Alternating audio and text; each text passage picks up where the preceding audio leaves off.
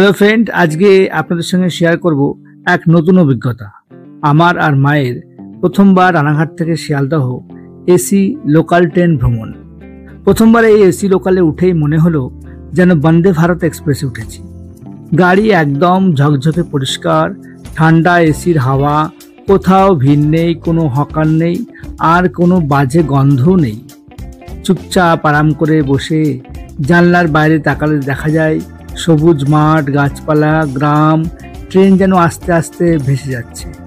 স্টেশনগুলি পেছনে ফেলে এগিয়ে চলার মধ্যে যে শান্তি আর আরাম, সেটা সত্যি এক অন্যরকম অনুভূতি।